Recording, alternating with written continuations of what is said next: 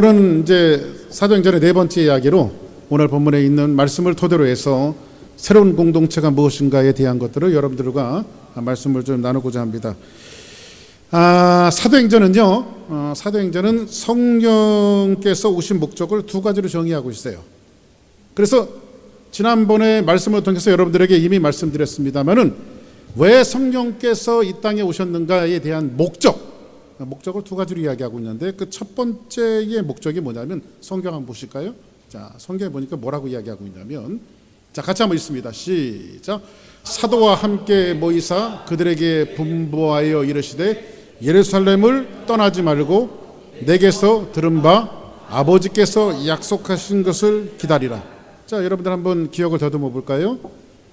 지난주에 여러분들에게 말씀하신 대로 초림하신 예수님은 어떤 예수님이냐면 구약에서 약속하시고, 그리고 이 땅에 하나님의 아들로서 오셔서 우리의 죄를 속죄하기 위해서 오신 예수님, 우리를 구원하기 위해서 오신 예수님을 우리는 초림하신 예수님이라고 말해요. 그죠? 그런데 초림하신 예수님이 구약의 선지자들을 통해서 많은 사람들을 통해서 예언되어질 때에 어떤 조건이 따르질 않았어요. 왜냐하면 아들 예수 그리스도께서 이 땅에 오셔서 우리를 속량하시는 것은 전적인 하나님의 은혜였어요. 그리고 하나님께서 계획하시고 하나님이 예비하신 하나님의 은혜였어요.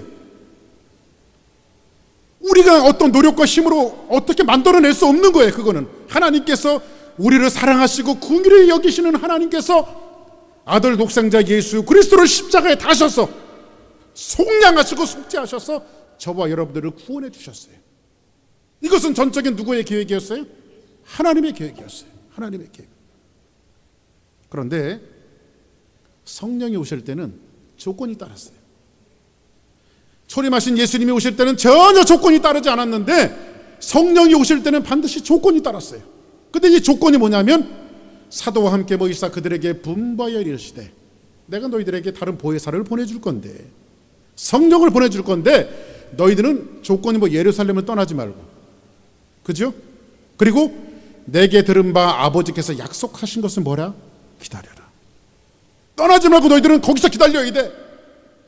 이것을 우리는 지난주에 여러분들에게 말씀드린 대로 여기서 기다리면 성령의 불이 떨어지고 성령의 불을 받아서 능력을 얻어서 힘을 얻어서 병든 자를 고치고 방언을 하고 예언을 하고 능력이 임하고, 이런 2차적인 측면을 여러분들에게 말씀드리는 것이 아니라 이들이 성령이 임하면 본질적인 것이 있어요. 그 본질적인 것은 뭐냐면 하나님께서 교회를 세워나가시는 거예요. 새로운 하나님의 교회의 역사. 이들이 성령의 놀라운 능력이 임하면 그렇게 하나님께서 보배롭게 숨겨놓았던 이 교회의 역사를 예수 그리스도를 통해서 교회를 세우시기를 원하는데, 예수 그리스도의 피값으로 예수님의 몸의 지체로서 이 교회를 세워나가기를 원하는데, 너희들 예루살렘을 떠나지 말고 예루살렘부터 시작되어지는 이 교회의 시작을 나는 너와 함께 일하고 싶다라고 하는 하나님의 선언이에요. 기존에 우리는 이 말씀을 능력을 받고 힘을 받아서 우리가 직분을 감당해야 돼, 역사를 해야 돼, 능력이 임해야 돼, 이런 측면으로서 우리가 말씀을 이해하는 것이 아니라 예루살렘 교회부터 시작되어지는 이 교회의 시작을 너희들은 성령을 기다려서 내가 너희와 함께 이 일을 해나가고 싶다라고 하는 하나님의 자기 선언이고, 그리고 나는 이 일을 주사랑 교회와 성도들과 나와 내가 함께 이 일을 하고 싶다라고 하는 첫 번째 이유가 바로 성령께서 오신 이유예요. 이해되시면 아멘 하시기 바랍니다. 그럼 두 번째 이유는요, 여기에 있어요. 한번 말씀 볼까요? 같이 한번 보십니다. 자, 시작.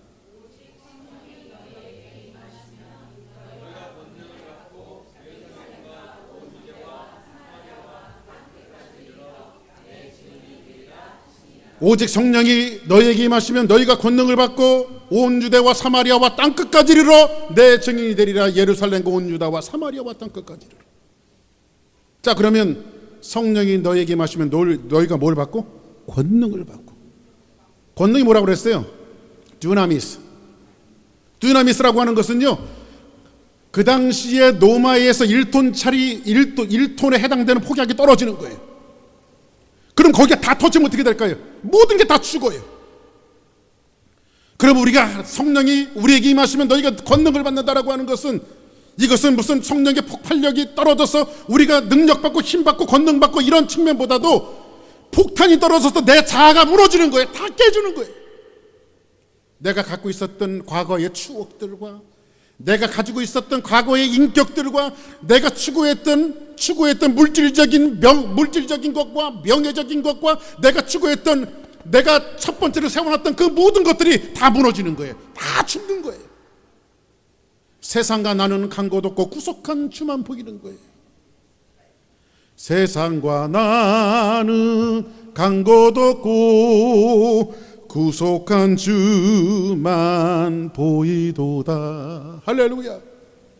내 모든 것들이 다 무너진 그 토대 위에서 하나님이 내 인생을 다시 써나가시는 거예요. 여러분의 하나하나 인생에 성령의 놀라운 능력이 임하면 내가 물질을 사랑했던 가치관이 무너지기 시작해요. 내가 명예를 추구했던 명예가 무너지기 시작해요. 내가 쾌락을 즐거워했으면 쾌락이 무너지기 시작해요. 그 모든 것들이 다 무너지고, 무너진 그 토대 위에 하나님께서 다시 여러분의 인생을 써나가기를 원하시는다는 거예요. 그것이 권능을 받는 거예요. 이 능력을 받아야 돼요. 이 힘을 받아야 돼요. 그러면 여러분들, 지난번에 말씀드렸죠, 마치 성령의 놀라운 능력으로 행한다라고 하는 것은요, 그런 거예요. 자동차에 가스가 있으면 어떻게 돼요? 엑셀레터만 밟으면 쑥 나가요. 그죠? 예? 그런데 자동차에 가스가 없으면 어떻게 돼요? 움직이지 않죠. 어떻게 해야 돼요? 야, 밀어. 앞에서는 끌어. 여러분들 자동차를 타고 가도 운전하기가 힘든데 그걸 끌고 밀고 가려면 얼마나 힘들겠어요? 그렇죠? 기름은 성령님입니다. 할렐루야. 그래서 여러분이 모든 사역을 감당할 때 성령의 놀라운 능력으로 하지 않으면 안 돼요.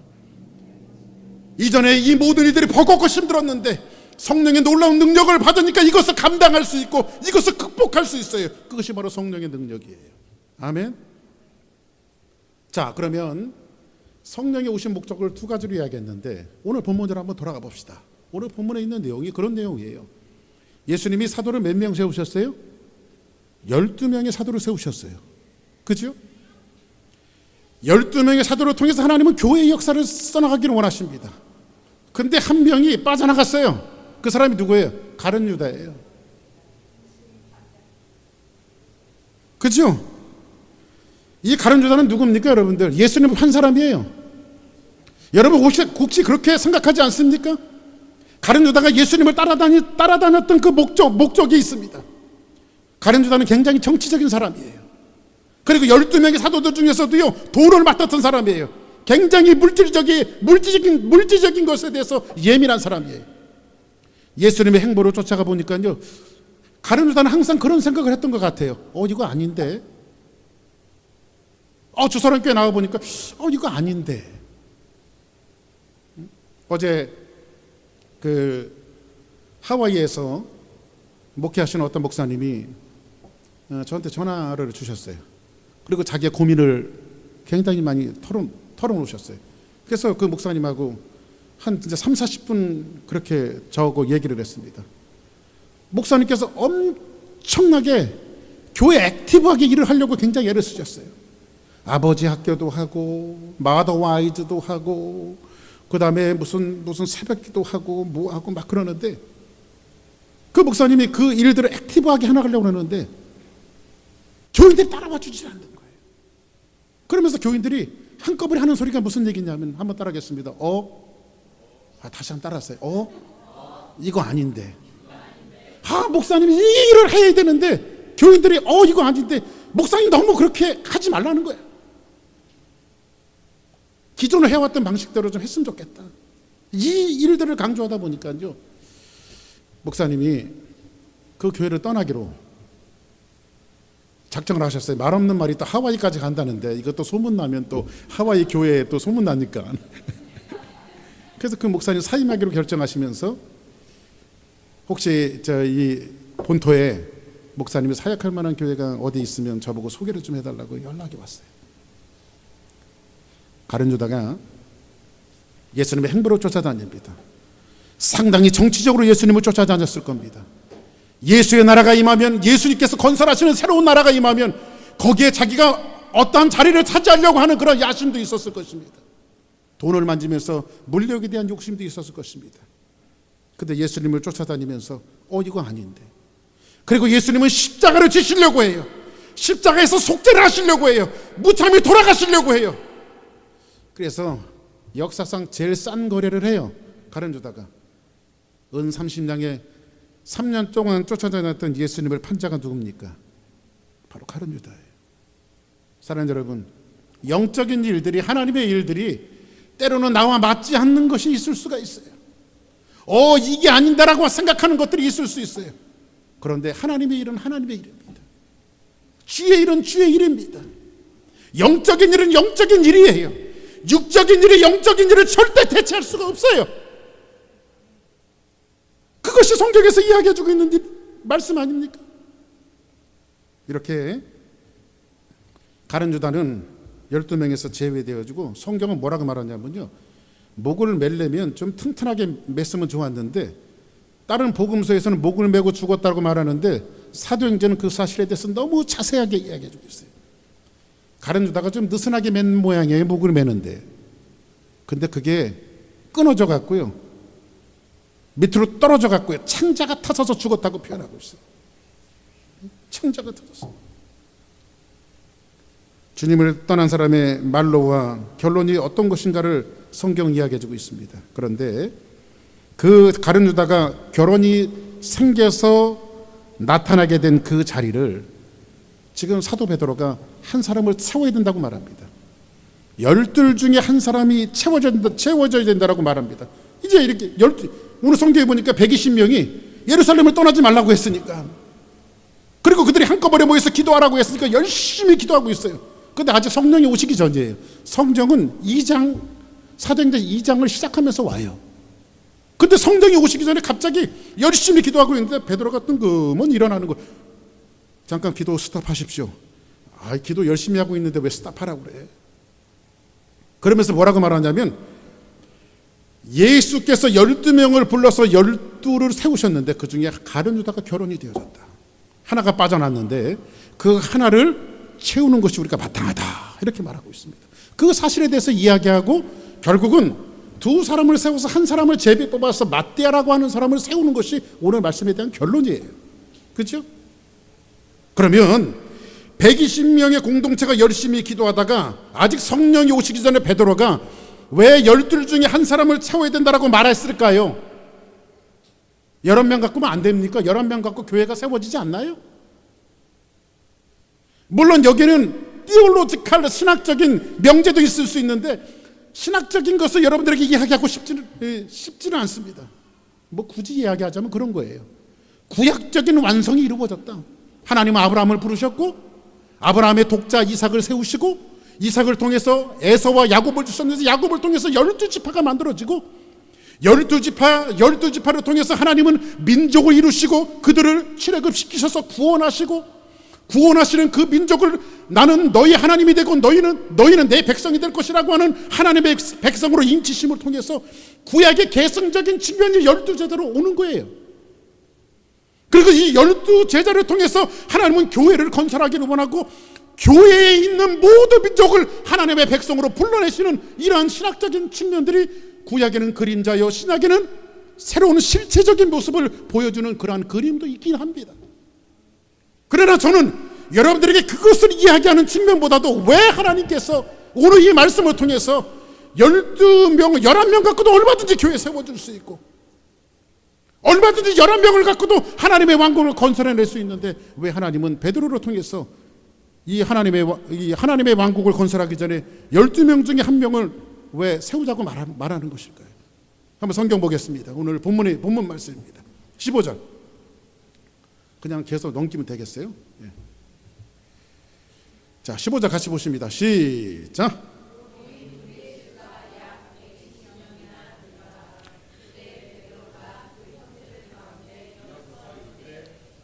자, 모인 무리의 수가 약 120명이 되더라. 그때에 베드로가 벌떡 일어나요. 이게 벌떡 일어나는 게 성령 받아서 일어나는 것이 아니라 그냥 일어나요. 일어나갖고 그 형제들 가운데 일어서서 이르되 뭐라고 말하죠? 우리가 가룟 유다 대신에 결혼이 되어졌던, 한번 그 다음 절 보게. 자, 시작.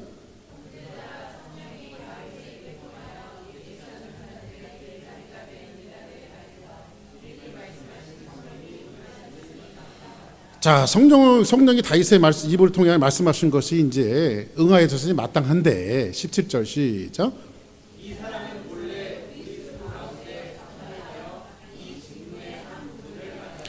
이 사람은 누구죠? 이 사람은 유다예요. 가룟 유다예요.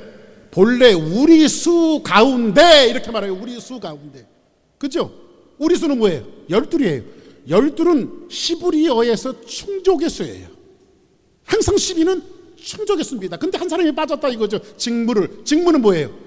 증인의 사역과 예수 그리스도의 사역을 맡았던 사람인데, 이 부분을 맡았던 사람인데, 그 다음 볼까요? 18절.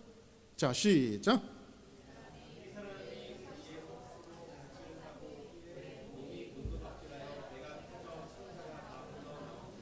이 사람이 이렇게 창자가 터져서 죽었어요. 그 다음 봅시다. 시작.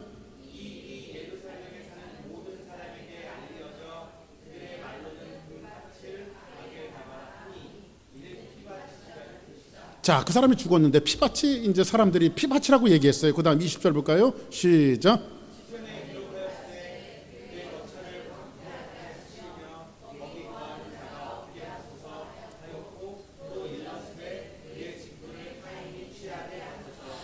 자, 이 직분은 시편에 보는 이 직분이, 이거에 가룟 유다의 사건에 대해서 시편 기자는 지금 다윗은 예언하고 있는데, 이 직분을 타인이 취하게 하소서, 이 말씀이 응해지는 거예요. 지금 이제 구약에 예언되어졌던 것들이 지금 이루어지는 순간이에요. 이루어지는 순간이에요. 자, 보세요. 하나님의 사역을 감당하지 않으면 하나님께서 그 직분을 옮기시는 거, 여러분들 보세요. 하나님의 사역 하나하나가 여러분들에게 주어질 때 하나님 앞에 감사하시기 바랍니다. 때로는 그 일들이 버겁고 힘들어서 내려놓고 싶을 때가 있지만은요, 그 일들을 내려놓으면 가룟 유다 되는 거예요. 하나님께서 나를 충성되이 여겨서 여러분들에게 직분을 맡겨주셨을 때 그것을 감당하는 사람들이 되어져야 돼요. 때로는 내려놓고 싶지요. 포기하고 싶죠. 목사님은 그런 적 없으셨습니까? 왜 없습니까? 저도 수십 번, 수백 번 이 자리를 내려놓고 싶을 때가 있었어요. 그럼에도 불구하고 나를 충성되이 여겨 이 직분을 맡겨주신 그 하나님의 은혜가 감사했어. 할렐루야. 오늘 아침에도 새벽에, 이상하게 오늘 아침엔 새벽에 눈이 띄어졌어요. 저는 항상 새벽에 눈이 띄어질 때는 하나님 기도하는 사인으로 받아들입니다. 그대로 봐서 하나님 앞에 여기서 기도를 했어요. 재단에서 모처럼 만에 하나님 앞에 정말 울면서 기도했어요. 정말 하나님께서 왜 이렇게 제 가슴 속에 울분과 통회함과 자백함을 주시는지. 그리고 나서 저희 집사람 올라가서, 저희 집사람이 이제 일어나 있길래 제가 손을 만지고 그랬습니다. 하나님이 당신과 나에게 주신 사명은 그거야. 영혼을 사랑하고. 오늘 마음속에는 영혼을 사랑하는 마음을 주셨어요. 제 마음속에. 그래서 여러분들 다 이뻐요. 할렐루야. 응? 얼마나 이쁜지 몰라요, 다들. 아멘. 응? 한번 옆에 분들하고 인사하십니다. 나 정말 이쁘니? 시작.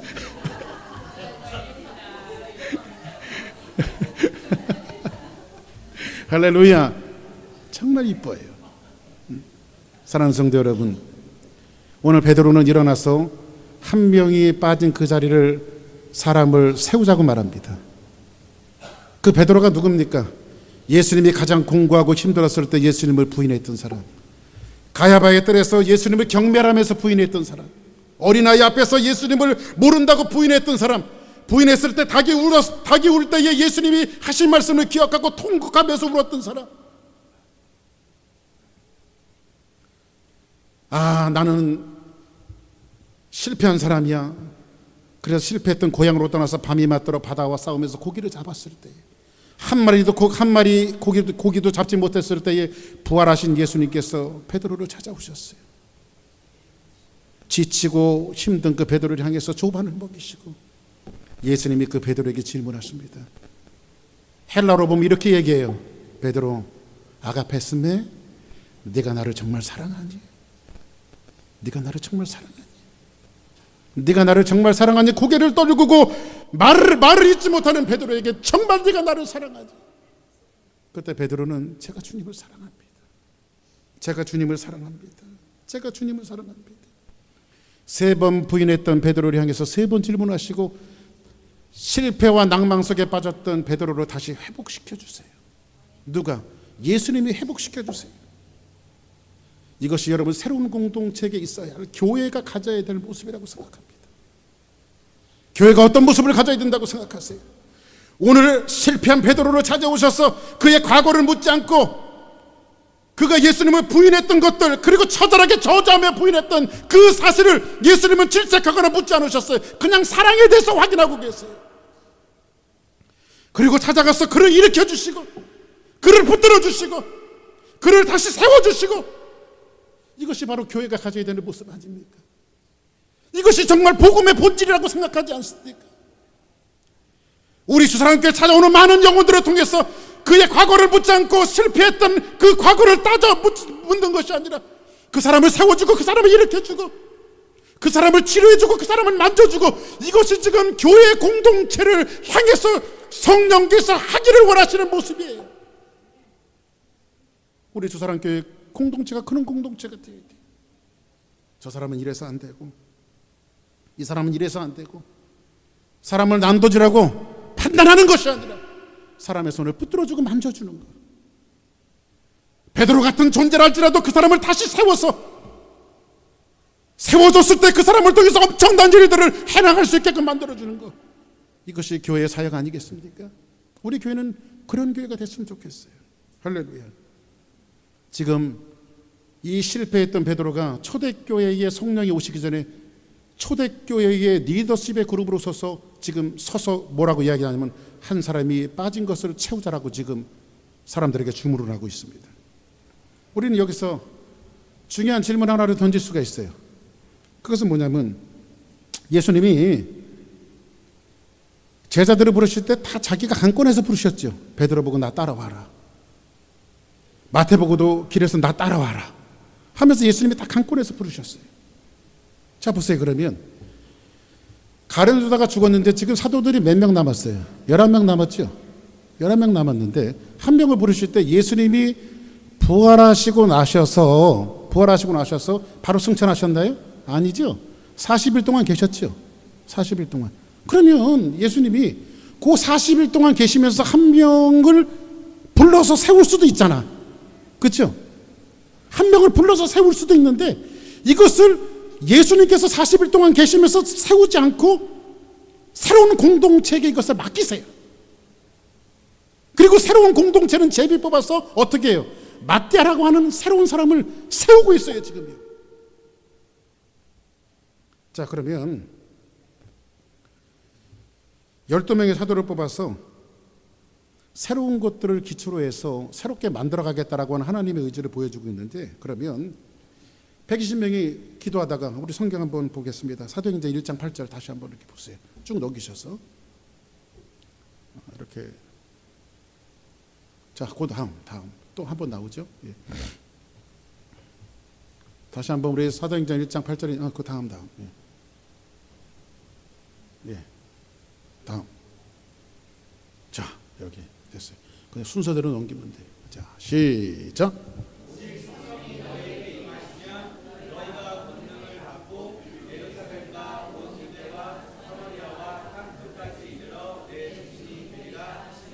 자 오직 성령이 너희가 임하시면 너희가 권능을 받고 예루살렘과 온 유다와 사마리아와 땅끝까지 이르러 내 증인이 되리라. 그래서 제가 여러분들 하나님의 커먼센스 얘기했죠. 하나님의 증인이 되는 것은 어느 날 막 불 받아갖고 아프리카 가고 무슬림 가고 이런 것이 아니라, 하나님께서는 시작할 때 여러분들 어디서부터, 여러분 가정부터, 여러분 우리가 섬기는 교회부터 인사이드에서 아웃사이드로 나가는 거예요. 근데 어느 날 갑자기 불 받고 우리 교회에서는 아프리카 간다 이런 사람 안 나왔으면 좋겠어요. 예? 사명의 크기를 키워나가는 거예요. 그렇죠? 사명의 크기를. 그런데 오늘 여기서 보니까 아까 질문했던 것, 예수님께서 얼마든지 40일 동안 계시면서 한 제자를 세울 수 있었는데 왜 교회 공동체에게 이것을, 결혼을 한 사람이 결혼된 것을 보충하는 것을 왜 맡기셨을까요? 증인이 되는 삶이에요. 다시 말해서 증인은 제가 뭐라고 말씀드렸죠? 법정에서 목숨을 내걸고 바른 소리를 말하는 사람이 바로 증인이에요. 그러면 이 12를 세워서 교회를 시작하시겠다라고 하는 것은 뭐냐면, 증인의 수를 채워서 교회는 목숨을 내걸고 사실대로만 이야기하는 것이 바로 교회예요. 그래서 교회는 뭘 얘기해야 돼요? 한번 따라 합시다. 예수님은 그리스도다. 자, 그러면 보세요. 이 공동체를 통해서 하나님의 나라를 건설해 나가시는데, 이 교회를 만들어 나가시는 거예요. 이제 예루살렘 교회가 최초의 교회의 시작이니까. 그렇죠? 이해되시면 아멘 하시기 바랍니다. 그러면 교회를 만들어 나가시는데, 여기서 마띠아를 뽑은 사건은 중요한 연관성이 있어요. 그 중요한 연관성은 뭐냐면요, 마띠아를 뽑았지만 이후로 마띠아라고 하는 사람의 이야기가 나와요, 안 나와요? 마띠아는요, 그냥 한 사람을 보충했다, 그걸로 끝나요.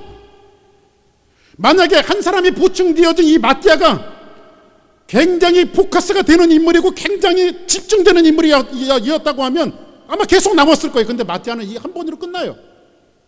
사실 사도행전 이렇게 말하지만요, 사도행전은요, 사도들이 사역했던 것들을 뭐 디테일하게 이야기하잖아요. 뭐 바돌로메 뭐 이런 사람들 나오지도 않아.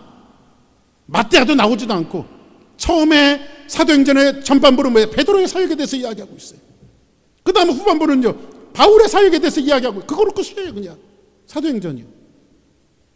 그러면 여기에서 12사도를 세우신 것은요, 증인을 만들어서 그 사람들을 일만 시키겠다라고 하는 하나님의 의도가 아니에요. 왜 마띠아를 보충했을까요? 한 사람이 부족하죠. 충족의 수를 세우기 위해서는 한 사람이 더 들어와야 되죠. 그러면 12 중에 마띠아를 세우고 12를 맞췄어요. 그렇죠? 그러면 지금 하나의 부자연스러운 수가, 마띠아가 보충이 되어지면서 충족의 수가 만들어졌어요. 그렇죠? 그러면 이렇게 만드는 과정을 예수님이 직접 하지 않고 지금 누구에게 시키고 있어요? 새로운 커뮤니티에게 시키고 있어요. 새로운 공동체에게 시키고 있어요. 하나를 보충하는 것을요. 그러면 왜 그렇게 하셨냐면, 하나님은 교회를 건설하는데 이 일을, 아까도 지난주에도 말씀드렸지만, 하나님이 독단적으로 하시는 것이 아니라 교회를 통해서 너와 내가 이 일들을, 교회를 같이 만들어가고 싶다라고 하는 성령이 의도하신 거예요. 그래서 교회 커뮤니티에게, 교회 공동체에게 이것을 지금 맡기고 있어요. 그런 측면에서 보자면 우리는 에베소서가 이 말씀을 굉장히 잘 증언해주고 있습니다. 에베소서 한번 봅시다. 에베소서 2장 20절 시작.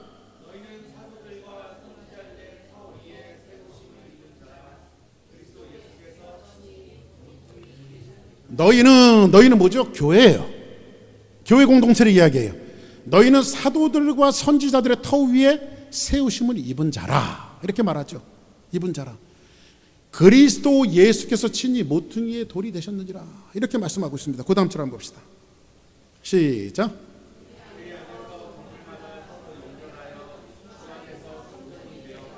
자, 그러면 교회는 어떻게 말하고 있냐면, 너희는 사도들과 선지자들 터 위에 세워졌는데, 그 안에서 뭐예요? 여러분, 한 사람 한 사람의 건물이에요.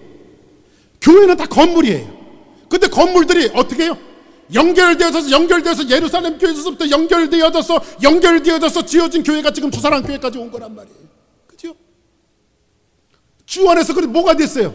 이 건물들이 성전이 되어졌어요. 그래서 사도 바울은 뭐라고 이야기하고 있죠? 사람 인생들 한 사람 한 사람이 성전인 거예요. 하나님의 성전인 거예요. 할렐루야. 성전을 어디에 건설하셨어요? 예루살렘만 건설하신 것이 아니라 이 지역, 휴스턴 지역의 주사람교회 여러분 한 사람 한 사람에게 지금 성전을 건설하셨어요. 그 여러분들 옆에 있는 사람이 다 성전이에요. 하나님의 성전들이에요. 그래서 옆에 있는 사람을 미워하는 것은 누구를 미워하는 거예요? 성전을 미워하는 거예요. 옆에 있는 사람을 욕하는 것은 누구를 욕하는 거예요? 성전을 욕하는 거예요. 왜? 우리가 누구기 때문에? 하나님의 성전이기 때문에. 그래서 우리는 이렇게 인사해야 돼요. 나 정말 당신 사랑해요. 시작. 그러면 누구예요? 하나님의 성전을 사랑하는 거예요. 그렇죠? 건물마다 서로 연결하여 주 안에서 성전이 되어가는데, 그 다음 봅시다. 시작.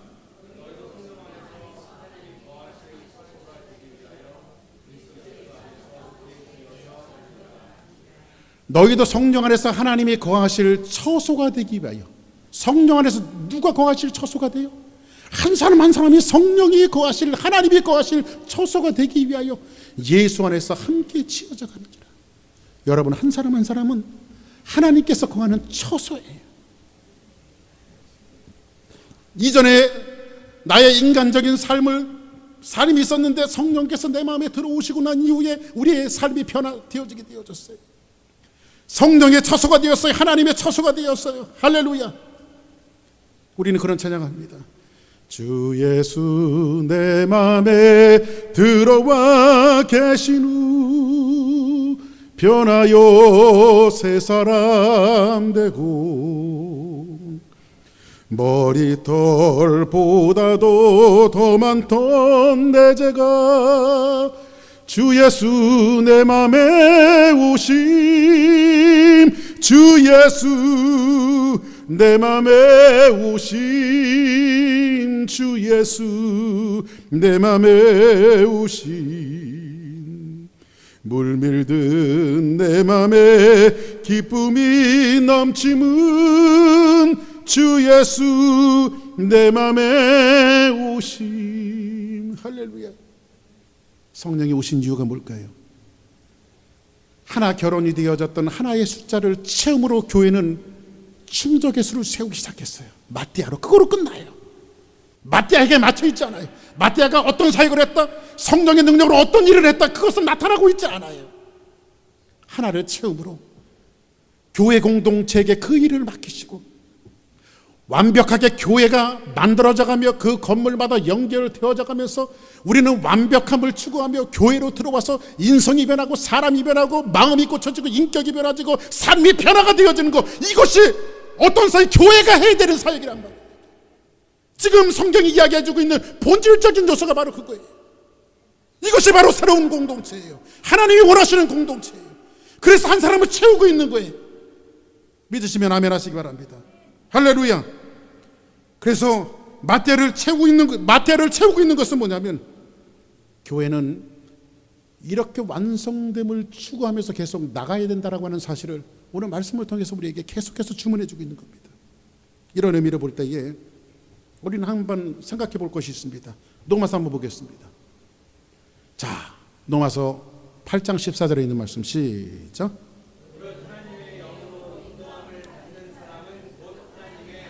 자, 그 성령이 오셨어요. 무릇 하나님의 영으로 인도함을 받는 사람은 누구? 여기 영은 누가? 성령이죠. 인도함을 받는 사람은 곧 누구예요? 하나님의 아들이래요. 여러분들이 머리로 이해되어서 하나님을 이해한 것이 아니에요. 하나님의 영이 내게 오셔서 너 하나님을 믿어, 여기서 이 가슴 속에서 시켰기 때문에 우리 영적으로 그것을 깨달았기 때문에 우리가 하나님의 자녀가 되어진 거예요. 할렐루야. 아멘입니까? 그런데 왜 우리가 하나님의 아들이 되고 하나님의 자녀가 되어야 되죠? 한번 따라하겠습니다. 상속받기 위해서. 상속받기 위해서. 할렐루야. 나는요, 이 트럼프 대통령이 돈이 많대요. 그죠? 근데 그분이 그냥 너 살짝 내 양자로 좀 거쳐 놓을래 그러면 갈라고.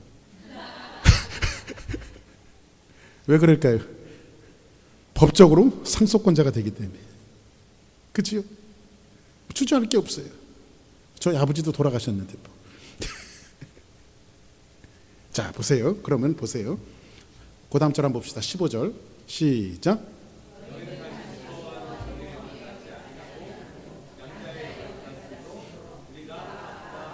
너희는 다시 무수하는 종의 영을 받지 아니하고. 양자는 뭐예요? 양자의 영. 우리는 하나님의 아들이 되어진 거예요. 하나님의 자녀가 되어진 거예요. 받았으면 우리가 하나님은 뭐라고요? 아빠 이렇게 부르는 거예요. 아빠 아버지라 부르는 거예요. 그렇죠? 하나님의 영이 오시면, 옛날에 성령님은요 왔다가 죄를 지면 떠나가셨어요. 그런데 지금의 성령님은 우리 안에 거하시면서 내주하고 계세요. 우리와 동행하고 있어요. 그래서 성경은 뭐라고 말하냐면 그 다음 절 한번 보세요. 자, 시작.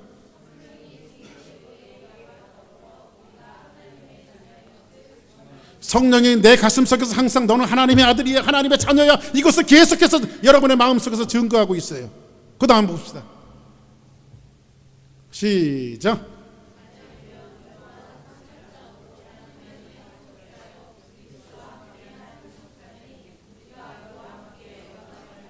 자녀이면 또한 상속자, 곧 하나님의 상속자예요. 그리스도와 함께한 상속자니 우리가 그와 함께 영광을 받기 위하여 뭘 받느니라? 고난을 받느니라. 자, 보세요. 다시 한번 여러분들에게 물어볼게요. 성령이 오시면 능력 받아요. 그죠? 그죠? 성령이 오셔서 여러분 하나님의 자녀가 되어졌어요. 그러면 성령이 오시면 능력을 받지만 성령이 오시면 능력 받으면서 또 해야 할 일이 있어요. 그게 뭐예요? 옆에 분들하고 인사하세요. 고난도 받으세요. 시작. 반사예요? 그 고난은 싫어요? 그냥 능력만 받고 싶어요? 예? 예? 축복만 받고 싶어요? 근데 하나님의 자녀가 되어졌으면요, 좀 여러분들에게 죄송한 소리지만 저도 여러분들이 달콤한 소리 해드릴 수 있어요. 복만 받으세요. 축복만 받으세요. 그렇게 해드릴 수 있어요. 그런데 하나님의 상속자면 고난도 함께 받아야 하는 일. 할렐루야. 성경이 그렇게 얘기하고 있어요. 성경이. 여러분들, 성령이 오시면요, 사도행전을 우리는 이해할 때 한 단편적으로만 보면 안 돼요. 전체를 봐야 돼요. 전체를 봐야 돼요. 사도행전 그러면 성령이 임하고 능력이 임하고 방언하고 역사가 일어나고 교회가 부흥하고 뭐 이런 쪽으로만 생각을 하는데, 제가 사도행전 한번 그려드릴게요. 성령 받았어요. 그 다음부터 계속 죽어요. 누가 죽어요?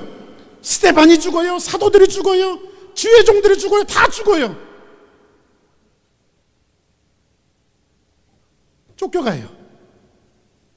감옥 가요. 고난을 당해요. 이게 성령의 역사예요. 목사님 안수 한번 해주세요. 불이 임하게. 이게 성령의 역사가 아니라, 정말 성령의 역사가 우리 주사랑교회에 임하기 시작하면 죽는 사람이 나타나요. 쫓겨가는 사람이 나타나요.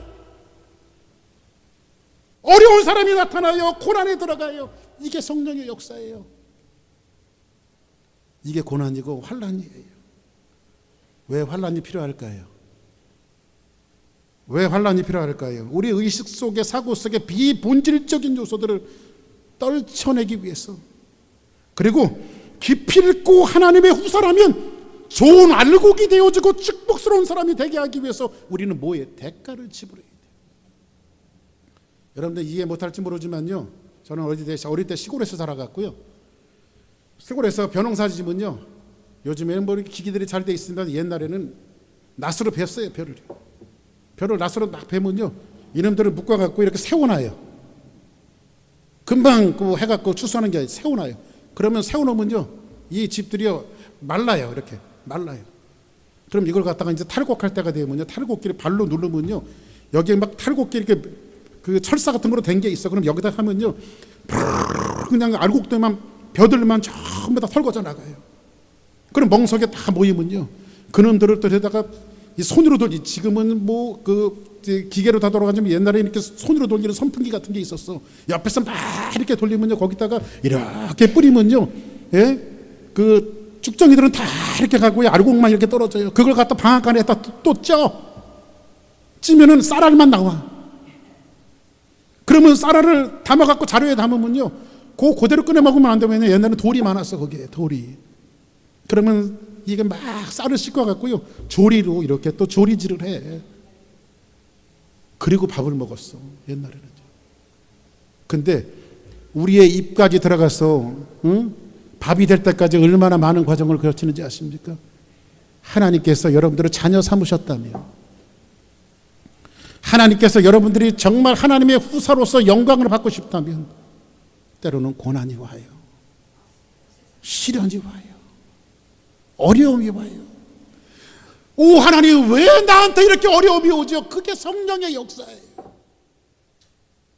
성령이 오시고 사람들은 죽었어요. 쫓겨갔어요. 감옥 갔어요. 그러나 그 쫓겨가고 감옥 가는 그 사이에 생명이 나기 시작했어요. 교회가 탄생되기 시작했어요. 교회가 부흥되기 시작했어요. 사람들이 일어나 하나님을 찬양하기 시작했어요. 그 어려운 가운데 질병 있는 사람이 일어나기 시작했어요. 병자들이 물러가기 시작했어요. 때로는 죽은 자가 살아나기도 시작했어요. 할렐루야. 그 고난과 어려움 속에 생명의 역사가 나타나는 거예요. 그것이 성경이에요. 그것이 사도행전이에요. 그게 성령의 역사예요.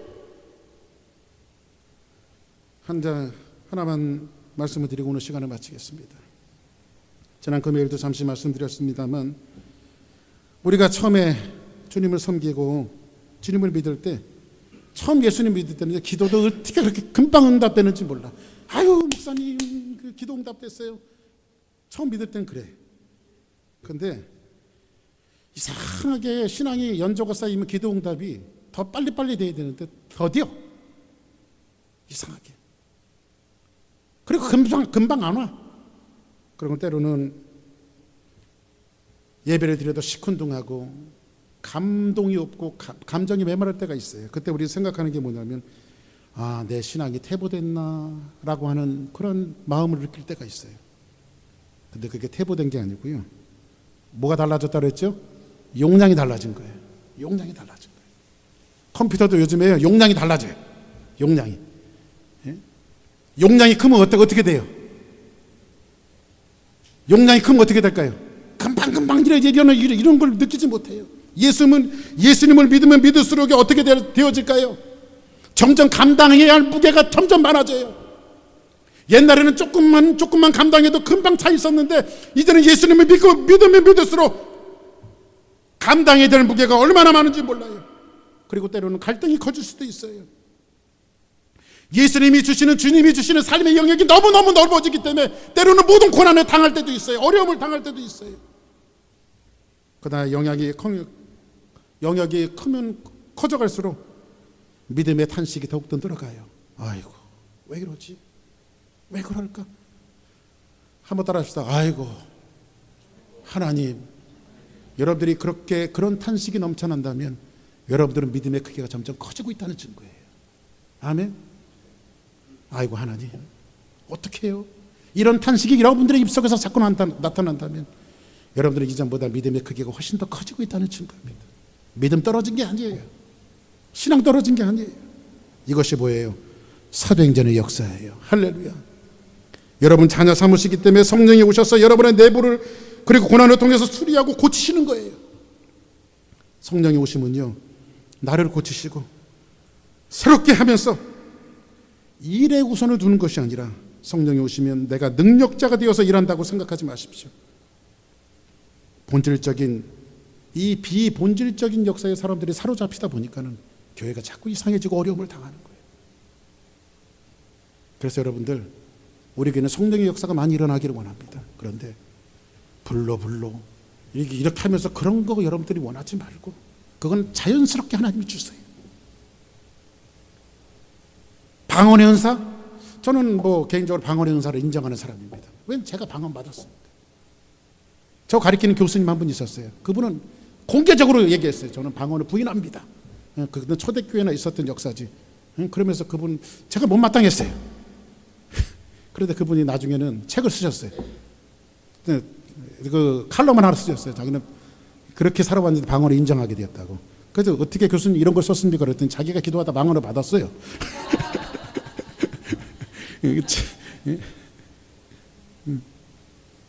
저는 은사에 대해서 이렇게 푸시하는 사람이 아니에요.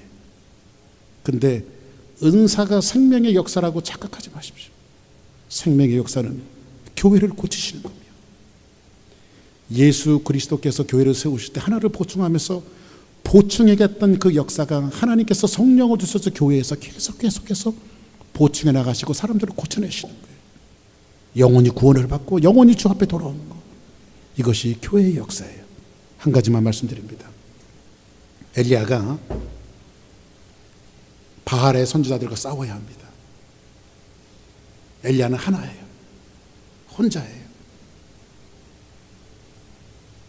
무게가 큽니다. 저것을 어떻게 이겨야 될지 모르겠어요.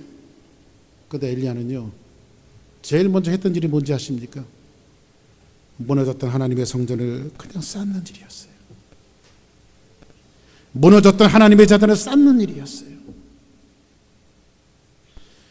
그리고 거기에다가 무릎을 꿇고 하나님 앞에 전심을 대물어 올려놓고 기도하기 시작해요. 거기 하나님의 불이 떨어지고 하나님의 능력이 떨어지고 바알도 물러가며 세상을 고쳐내며 하나님의 거룩한 사역을 감당했던 역사의 한 페이지를 성경 우리에게 증거해주고 있습니다. 사랑하는 여러분, 교회는 불 떨어진다, 이것이 아니라 무너졌던 우리의 모든 것들을 고쳐나가는 거예요. 이거를 누구에게 맡겼어요? 성령님이 교회에 오셔서 너희들과 함께 이 일들을 세상에 해나가고 싶다라고 하는 이 말씀의 일환으로서 오늘 사도 한 사람을 세우시면서 이 일을 해나가시는 거예요. 우리 교회가 이런 일들 앞에 정말로 세워졌어. 하나님 앞에 영광 돌리며 우리 교회는 정말로 인성과 인격과 영혼을 고쳐내는 그런 성령의 역사가 넘쳐나기를 주의 이름으로 간절히 축복합니다.